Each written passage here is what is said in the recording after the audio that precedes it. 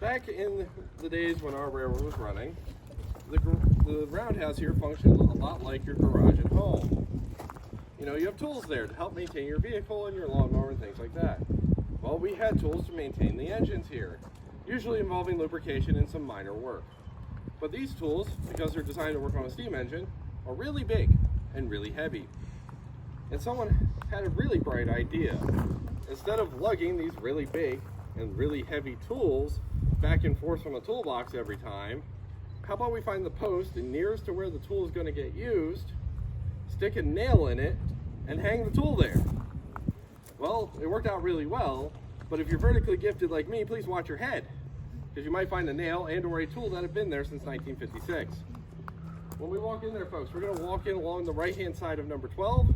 We're going to go down around in front of number 12, and then there's this area between 12 and 18 where there's limited seating available, and it's going to be nice and cool, and we'll talk about the roundhouse and the engines. Alrighty? Follow me this way, folks.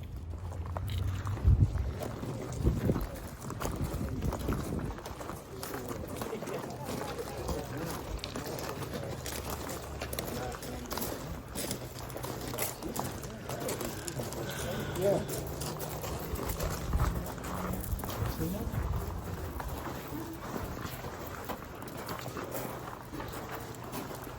There will be picture time, folks. There will be plenty of time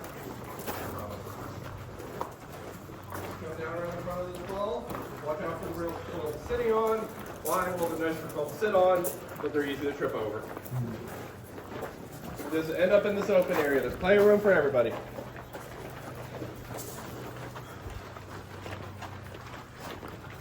Trust me, you're not my largest group. That honor belongs to over 100 third graders from Southern Huntington County School District. And would you believe me if I told you those 100 third graders were better behaved than their teachers?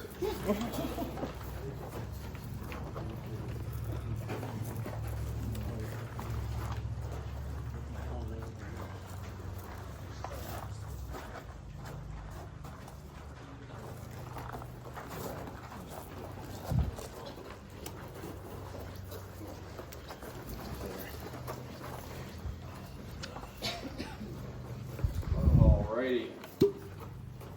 Folks, welcome to the 8-stall East Broad Top Roundhouse. This building has been here in some form or another since 1873. The form it first took was a 4-stall roundhouse. You're actually kind of standing in that original structure. Then later on in the 1800s, early 1900s, they realized, hey, wait a minute, we have a lot more locomotives now. We need more places to put them. Therefore, we're going to put on 2 more stalls to the roundhouse. Well, later on in the 1900s and possibly into the 19-teens, they realized, well, hey, wait a minute. We have even more locomotives now, and they're bigger. So what are we going to do?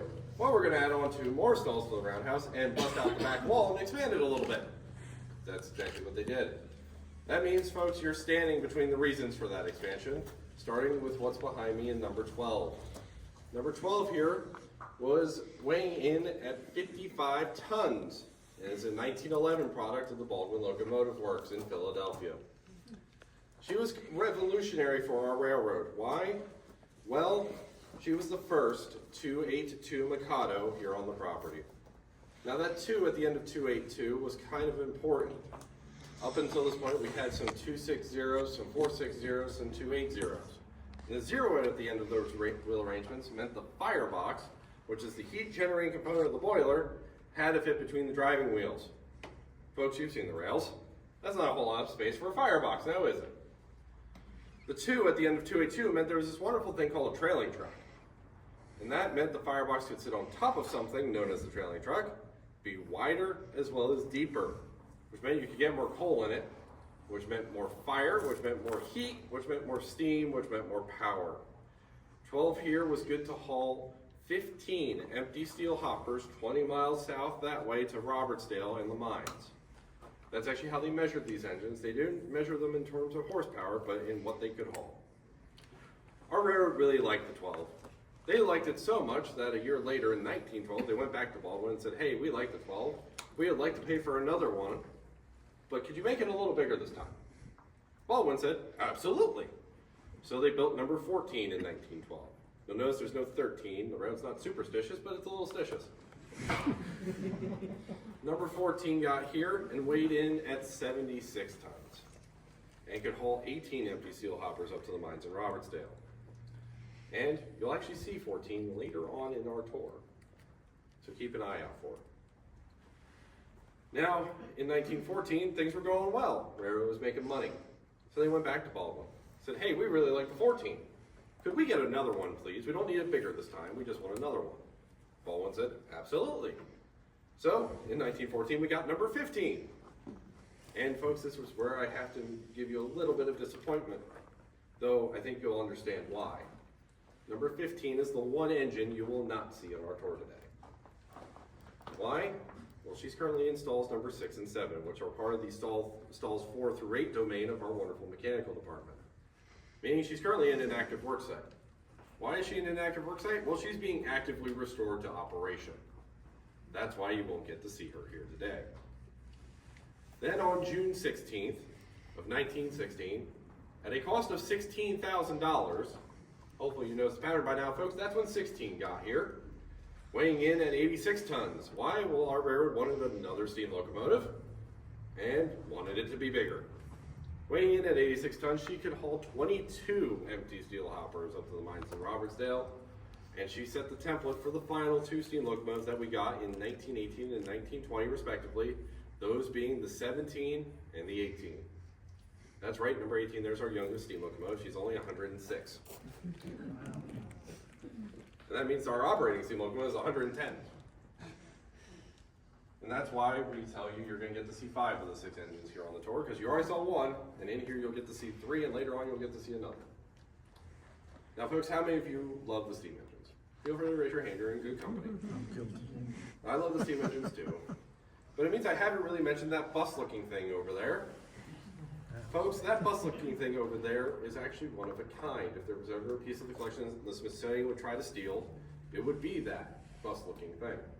That bus-looking thing is known as M1, or Motor 1. And she is truly one of a kind. She is the only, let me repeat that, the only gas-electric self-propelled motor car on the narrow gauge. Yes, you heard that right, gas-electric. The motor in that motor compartment is an inline 6-cylinder aluminum block water-cooled engine that the Brill Company of Philadelphia originally wanted to put in a Zeppelin in World War I. Well, they never got that contract, and what became their loss became our gain when it became part of the kit of parts that, in fact, became the M1 in 1926. She was built from that kit here on the property, and her first test runs were in December of 1926. That means this year she celebrates her 100th birthday. And yes, she does still operate. In fact, she was out 2 weeks ago for the Friends of the East Broad Top reunion, running some very special runs for us, and she'll actually be out later this year, probably around the 4th of July, for some more special occasions. If there was ever a ride I was to recommend here at the railroad, it would actually be behind the M1, because nowhere else will you experience such a unique ride. And frankly, people kind of smile different when it's in the platform. Feels like everything's right with the world. On that note, folks, I do want to give you as much picture time as I can. A couple of notes though. Please don't go behind the tenders of 12 and 18. Why? The pits are open back there and I really don't want you falling in them. Additionally, see where Steve is standing. Please do not go beyond where Steve is standing. Beyond that point is stalls 4 through 8, which is the domain of our wonderful mechanical department, which is an active work site, meaning I can't let you over there. There's also a very open pit where a very active steam engine used to be. Additionally, if you're going on the other side here to take pictures of the M1, you're more than welcome to do so. Just don't go on the other side of the M1 because it's a cramped storage area. I don't want you getting stuck. And please resist all temptation to hand ring the M1's bell. It is not designed to be hand rung in the manner that people tend to do it, and I don't want to break a 100-year-old piece of equipment here on my tour today. Other than that, please don't leave the Roundhouse until I gather us to leave, but you have a few minutes to take pictures or ask me questions.